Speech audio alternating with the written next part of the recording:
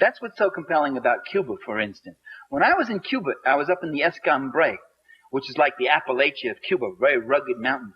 People very poor if they were. And I said to this campesino, I said, do you like Fidel? And he says, sí, with all our souls.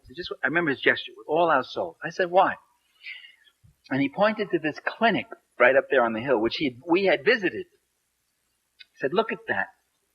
He said, before the revolution, we never saw a doctor. If someone was seriously ill, it would take 20 people to carry that person, because you'd go day and night.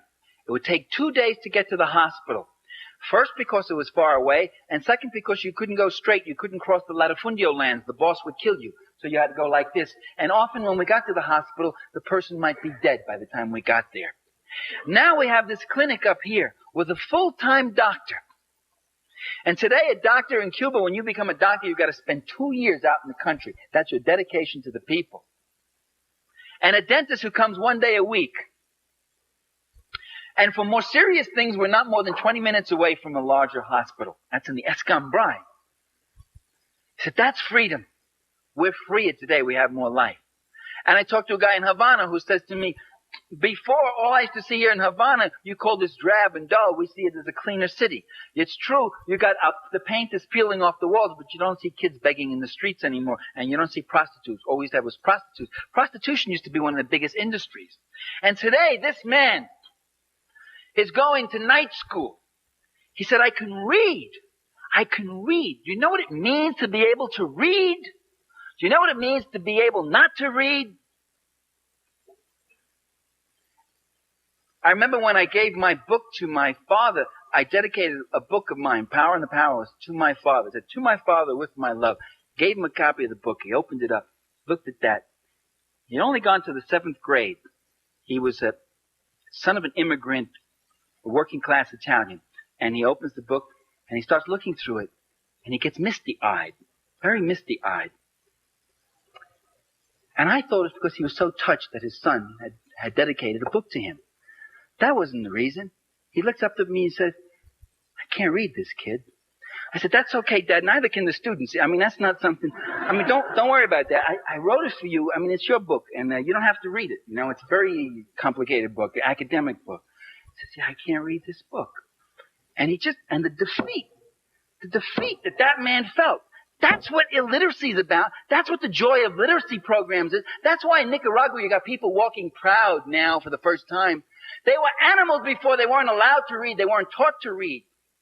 So you compare a country to what it came from with all its imperfections. And those who demand instant perfection, the day after the revolution, they get up and say, are there civil liberties for the fascists?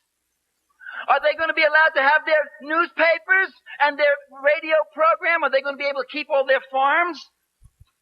The passion that some of our liberals feel the day after the revolution, the passion and concern they feel for the fascists, the civil rights and civil liberties of those fascists who were dumping and destroying and murdering people before.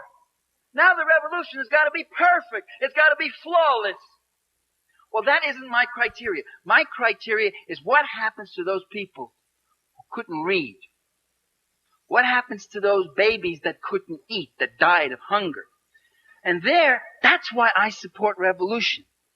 The revolution that feeds the children gets my support. Not blindly, not unqualifiedly.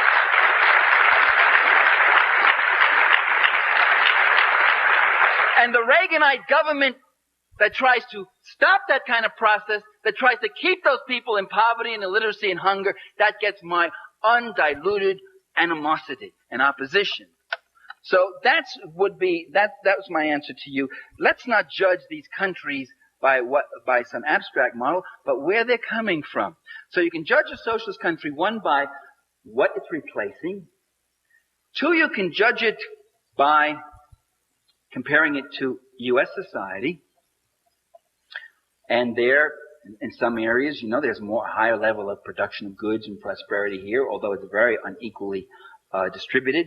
The poor are the fastest growing social group in America, from 24 to 35 million. That's growth since 1980. And three, you can judge a socialist country by an abstract model what you might ultimately want. By the way, that's not illegitimate. I shouldn't have said don't impose that. That's a reasonable thing to do in a certain way. Not to damn the country and to be holier than thou, but to say that there are aspirations, there are new forms of social relations we hope we can move to someday. There are places the Nicaraguans may go if they don't have to give half of their income to their army to fight off the Contras. There's new improvements, new cultural forms, new political forms that might develop. In fact, it's fascinating in Nicaragua that there are those new political forms. So I would judge that way. And I would say that what we would do is look at socialist countries and look at the things about them that might be indeed very admirable and learn about them. The ignorance about existing socialism is abysmal on the left too. Learn about the People's Control Commissions in the Soviet Union, how they work. Learn about the ombudsman role of the press there. Learn about the function of trade unions. William Wimpensinghe, president of the International Association of Machinists, comes back and he says, what clout Soviet trade unions have. Well, I was astonished because I had always heard they were just rubber stamps and didn't do anything. And he said, wow, what a role they play in production, in planning, and protecting the rights of workers. If we had that kind of clout, boy, we could really get results in our system. So there are a lot of things that are worthwhile, which we should learn about, which might be helpful to us as a historical experience that might be useful to us. And also look at the things we don't like and say, no, we don't want that. That would be my approach.